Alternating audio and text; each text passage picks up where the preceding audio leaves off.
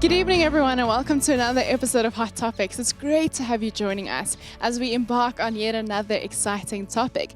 This week's topic is how far is too far when we speak about married couples and stuff like sex, dating, cuddles, and stuff related to that. This episode was so amazing when we spoke to our panel that it just surpassed our expectations, and we felt that it was necessary to make this into a two-parter. So we've got today, which is part one, and next week we'll be having part two. And so as we get ready into this episode, let's have a look at what some people had to say.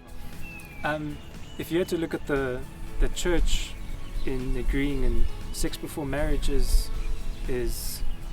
a no-no, then yes, I would say it's too far with actual act of having sex. In terms of relationships, I think we need to firstly, as people who are in relationships, begin with a conversation, expectations. What is it that you expect from me as a partner? Considering that we don't begin the relationship with marriage. We begin a relationship, then we head to marriage. And from this conversation, I need to be able to say, okay, I am not comfortable with staying with you before marriage. I'm not comfortable with this and that. But I think for me, the furthest would also be sex before marriage, because we then need to work on boundaries. And my stance would be, sex is not just an activity, and it should also not be looked as just as an activity, because we now find ourselves in a space where even young people, especially teenagers, find themselves having or engaging in sexual intercourse because for them it is just an act, but it's more than that. Being toxic emotionally, physically, that's for me, that's too far. I feel like consent. So whenever we're in a relationship, I feel like one should be given a consent, be it sexually or whatever, Sure. How far is too far? I think I understand the statement to be that with any topic really, as soon as that thing, whether it be drugs, whether it be lifestyle, whether it be any one of these topics, anything of how far is too far, I think as soon as that thing or that person or whatever the case is, as soon as that thing starts to separate you from God, I think as soon as that thing starts to rule your life or take lordship over your life, I think that's when you start to cross the line from normal or I'm in control to this thing is in control of me or in control of my life. Consent, and what your comfort level is. Setting boundaries for yourself and other people so that you don't do things that you would otherwise not do, and respecting those boundaries so that you, like I said, you don't do things that you wouldn't do otherwise. Good evening and welcome to everyone that is joining us for our third episode in our ongoing series, How Far is Too Far? Now, over the last couple of weeks, we've spoken about other stuff like party culture and cohabitation, but today we're going to go to the core topic, which is how far is too far? And I could imagine that many of us sitting at home with our parents, this must be a very awkward moment. I just want to encourage you to stay put, to stay there. It is a very important conversation for our families to have. But before we go on, Elsa and I will be hosting today's conversation along with some awesome speakers. You've seen two of them, namely Prof and Anele, but we've got someone it's always great to have to be joined by a woman, because that is a knowledge system that we miss in many areas of our lives. And so I'll give over to you guys to just introduce yourself briefly and anything that you think might be of interest for people watching at home. Thank you. So my name is Palisa, and I am the founder of a women's self-defense campaign called Own Your Defense. sounds a bit aggressive, but it's really not. We basically teach women how to identify and respond to situations accordingly. Responding to these situations doesn't mean that it's a physical response. Sometimes just being aware of your situation and your surroundings already lets you know that you are participating in your own individual safety. So we've got lawyers that come on board and teach you how to know the law and your rights and what should happen if anything should happen to you. We've got an awesome martial arts trainer, I beg your pardon, that comes in and teaches you some awesome moves in the event that it becomes life-threatening. And then we have me, who is just me. I created it.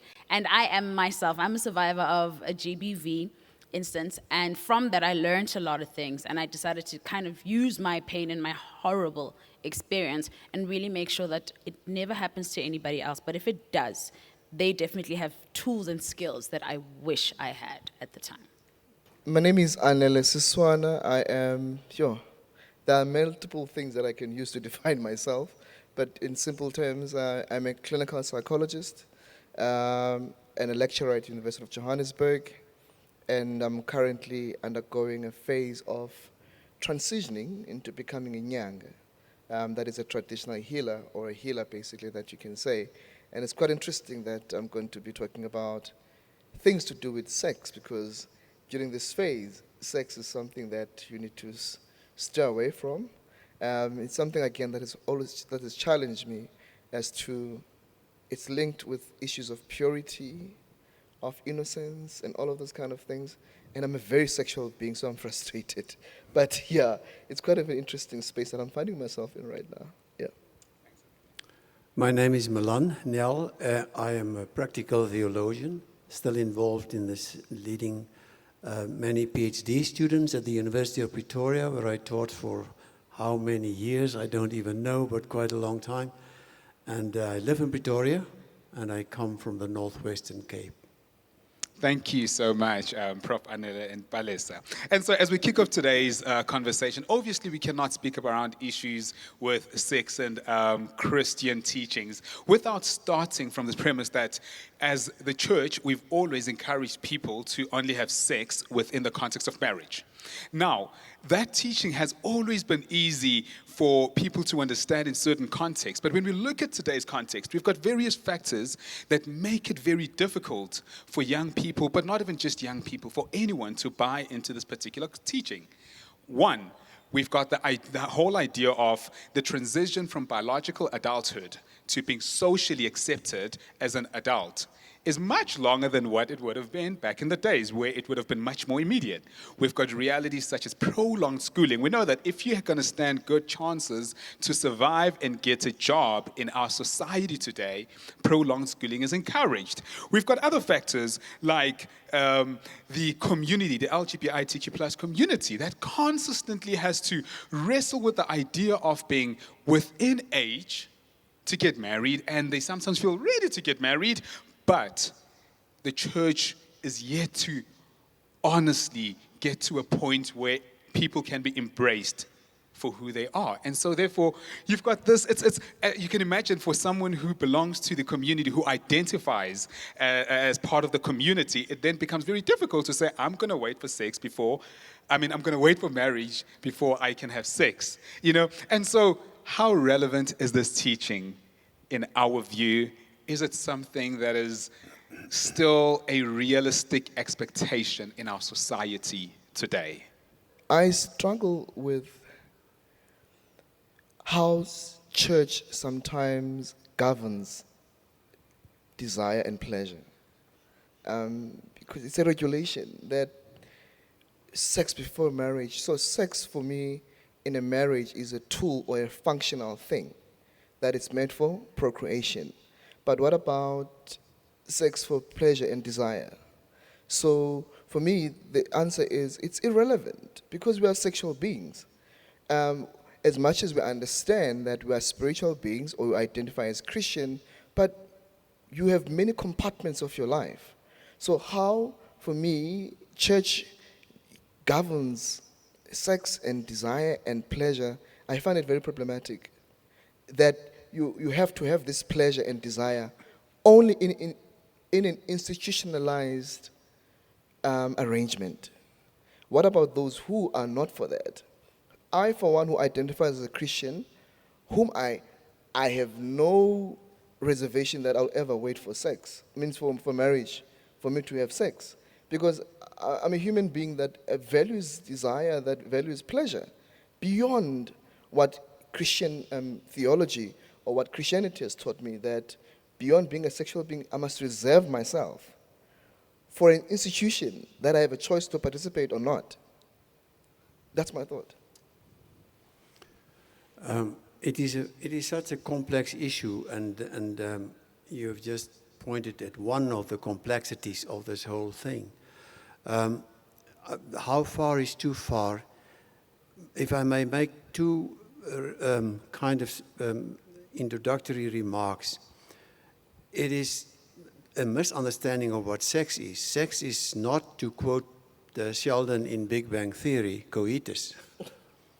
Sex has to do with my whole life. Sexuality is a given. So we are thinking of sex as a specific act between a man and a woman and leaving it out of the larger context of loving, touching, being with someone, which is our sexuality, whichever way that may go. You've referred to the LGBTQ people. I have a doctoral student in Florida in the USA working with me on that very same thing. How do we help local churches to accept them as full, inclusive members of a faith community? My second remark has to do with the issue of not helping our young people to decide how far do you go, stop here, stop there, but training them as early as possible, and as they grow up in this difficult time of sexuality development, identity finding, in responsible living and responsible decision making, which means that you are able eventually to bring together cause and effect. What are the implications of this when I do this? And there are some implications that are disastrous.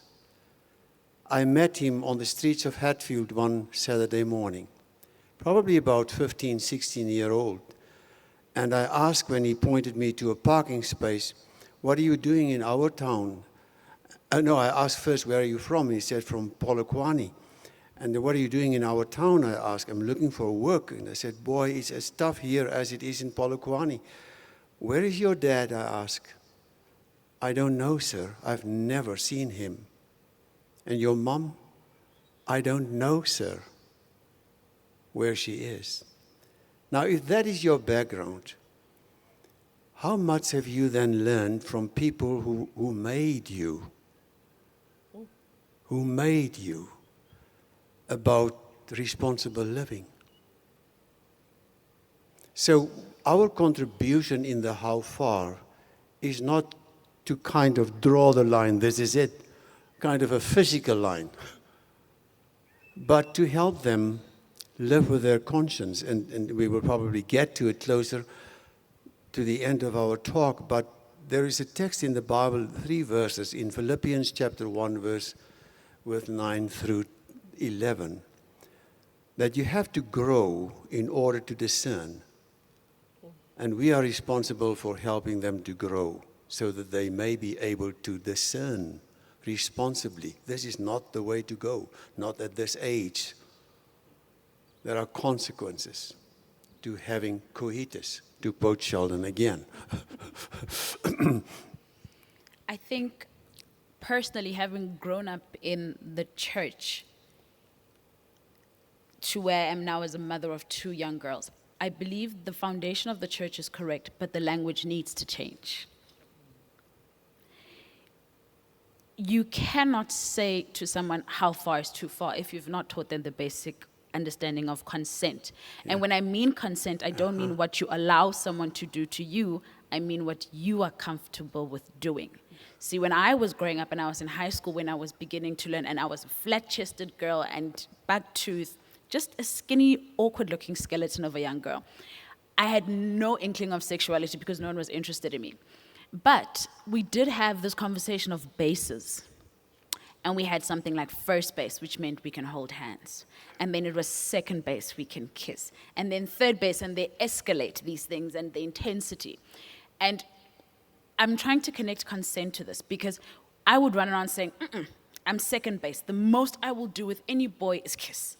But I do not know, or at least looking in retrospect, I was already formulating my own understanding and my own boundaries around what I wanted someone to do to me. So boys would come and they'd be like, okay, what base do you want to get? I'd be like, I don't go past 2.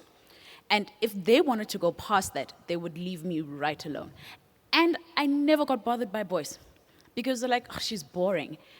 But then I never actually was interested in what else anyone was doing because I was content with, if you're not going to respect my base 2, then why are we going into a party? Why are we playing 15 minutes in the closet? Because you're going to want to do more than that, and I've already established what my boundaries are. Having been able to do that around the age of 12 and 13, I look now at children that are 12 and 13. They don't have base language. Everything is, let's just get straight to the sex act. And I'm like, how? When you don't even know for yourself as a young person, where are your boundaries? What do you want to do? What touch would you like? What excites you? Like, you know nothing inside of you in terms of sexual acts. So you're going to allow someone else to tell you and teach you what your body should be doing. I don't know if you're understanding what I'm saying. Hence, the language should change in the church to say, as opposed to how far, we need to say, if you're an individual, what are the things that you feel that you would want to do and why? Once you start asking introspective questions, you start realizing that a lot of what you do is for other people. If you ask a young person, okay, so you want to have sex, why? Everyone is doing it. I'm ready. Okay, if you're ready, are you then ready for the consequences that come with that? Because they're just knowing that they're going with their flow and what other children are doing, but they're not answering that question of, why am I doing it? And I think this is the really important part that the church can play is begin teaching at a young stage. It's you and your decision, so that it's not the church says this is the start and stop. You as an individual can say this is the start and this is the stop. But why do you want to start engaging in these things? And I think if the church would encourage those kinds of conversations, would definitely have more young people who were like, nah, I'm cool, I know what I want, I know my boundaries, I'm at base 2. I think from what you're saying, Palisa, I like how you contextualize concerned. There's some word that I like to use for myself, especially when I want to relieve myself from all the Christian, I call it bondages. Thou shalt not. I mean, we've got the 10 commandments, but we have socially constructed commandments that I am of a day-to-day practice. So I always give myself the permission to do whatever that I want to do with my body and myself and everything else like that. Now, I always want, maybe Prophet can help me. Till to this day, I don't understand the theology of sex before marriage. What does it function? What function does it serve, right? Is it purity? Or why should I withhold my desire, that which God has created? I mean, from as early as young, Sigmund Freud writes about psychosocial stage of development. He says, a baby, from an early infant stage, they can make sense of these vibrations and sensations. But when they grow later, they begin to make sense and give it a name when they know what to do with what they have. But it's a primitive thing that an infant, at certain stages, they would play with their genitalia. They get pleasure out of that. But it's not sexual pleasure. So if that is the natural process of life, psychologically and otherwise, why at the end then church is going to say sex before marriage is sin? How desire and pleasure become sin? It's a big issue because it's exactly, you are so right. I mean, we have made being sexual human beings sound dirty and make a lot of our young people feel guilty for just having those desires, let alone acting it out. So we have made a lot of mistakes, and it comes from history, which is not on the table today. But the issue of what we need to talk about is that at about 11, 12, 13 years of something happens in my body that takes over a whole new dimension of becoming the person I want to be and eventually will be. And it is not about having those desires. That's no sin. It is about living responsibly with your desires. And in that sense, the church has come to the point and said there is a safe way of living them out freely, and a stable relationship is probably the safest way to do that.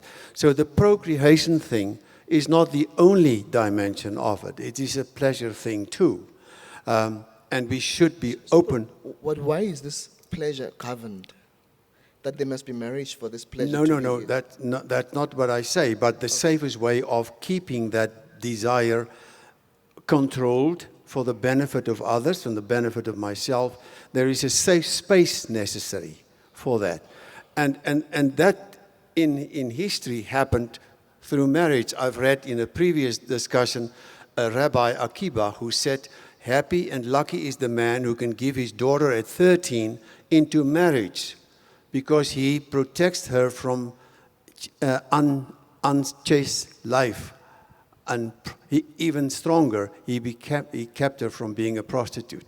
So that's an Old Testament understanding of the safety of the space for that ultimate coitus, the ultimate of our sexuality, is to become one with another human being, a man and a wife in our discussion normally, but not necessarily. So it is control of my desires. It is not making my desire sinful. And that's what we've done to young people. We've made them feel guilty. Maybe just one last thing now. Please. I want to add another complexity, what has been highlighted by the queer identities and of that. Now, thinking about this as a queer person, who clearly I'm very sinful. One, I'm gay, I engage in sex with other men, and even this sex is sinful. Yeah. No, that's no longer the standpoint of the tradition that I am from. We respect your sexuality, and mine is nothing better than yours or yours than mine. Okay. It is not the issue. The issue is how do I control that in a way that doesn't harm my body and especially not somebody else's life. And that is the reason why the church have made so many mistakes, because they were probably too serious in protecting, and they made it kind of a new law, so to speak, and made people feel guilty because they have those desires. I mean, the LGBTQ people suffered tremendously because of that. And they still suffer. You are so right. So I'm part of a tradition where we are almost facing a split in our denomination because of our standpoint. That's not right. They are as human as I am. They are as right as I am.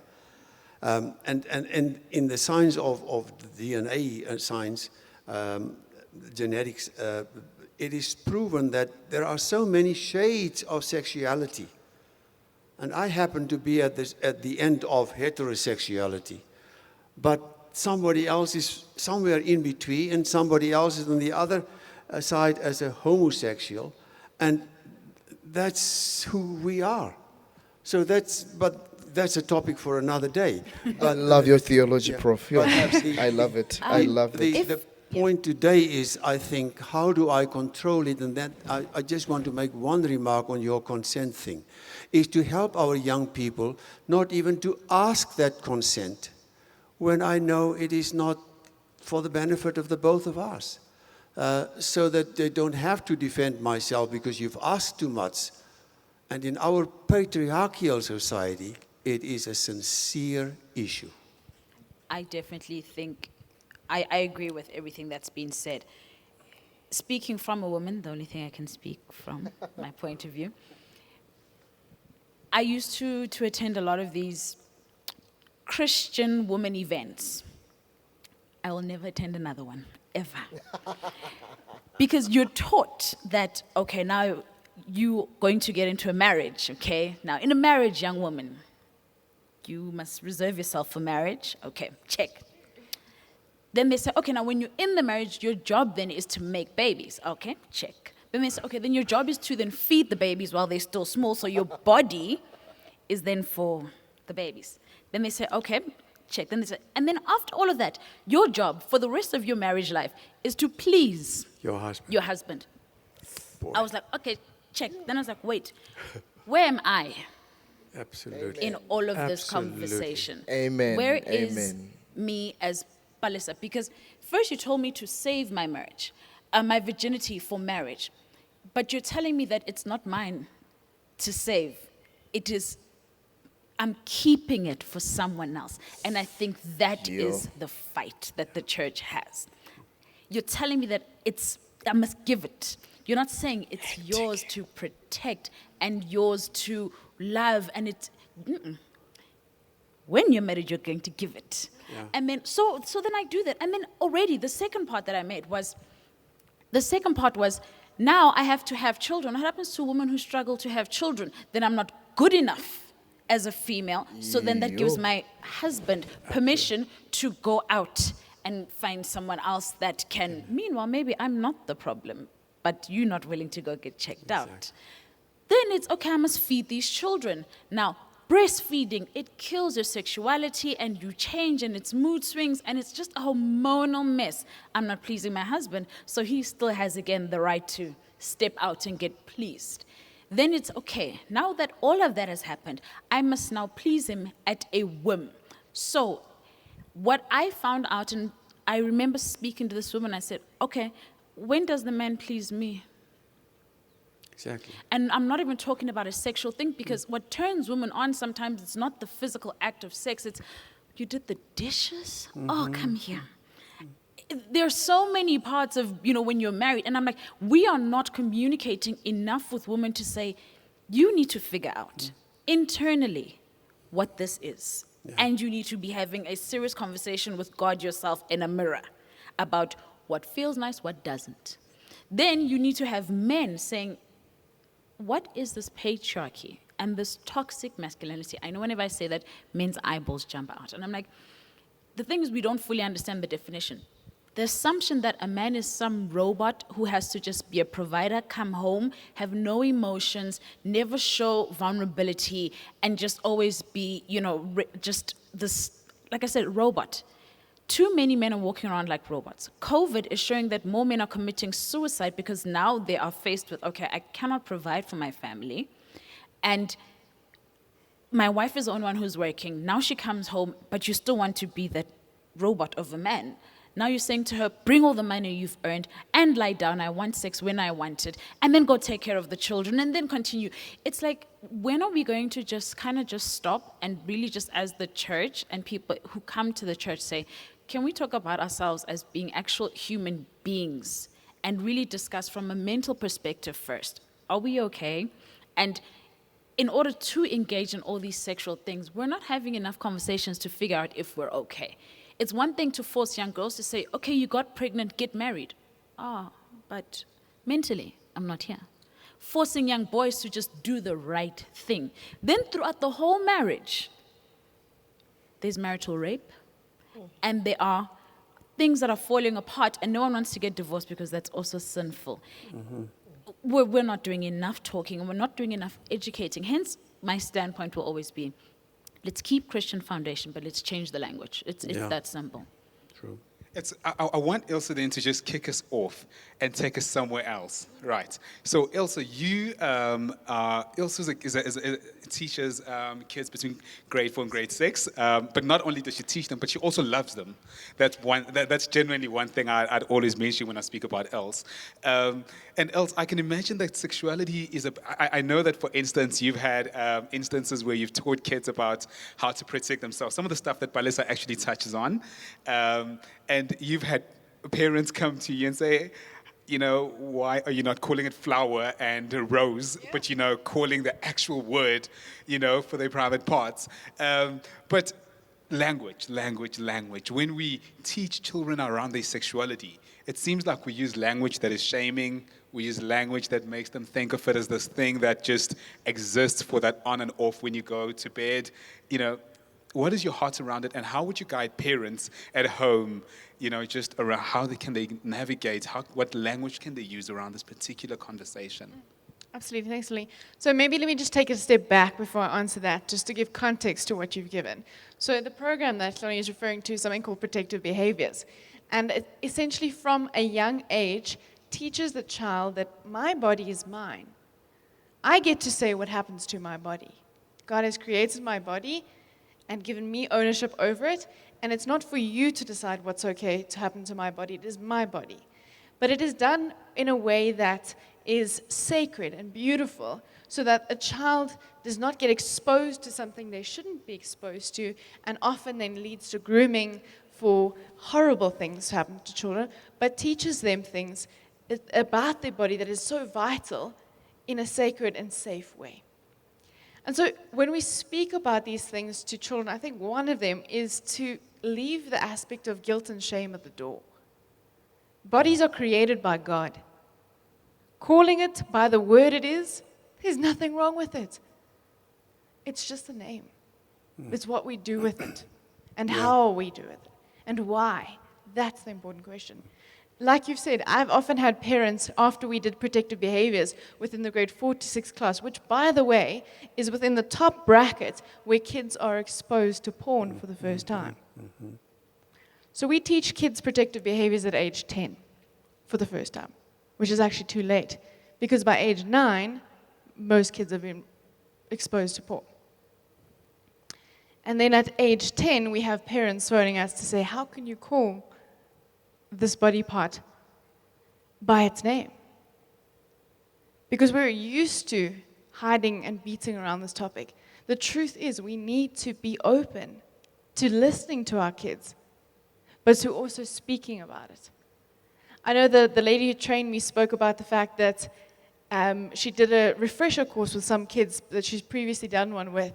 And these kids said to her that when they got to this teaching around public and private, where you speak about the body parts, you speak about pictures, which is a safe way of saying pornography, public and private pictures.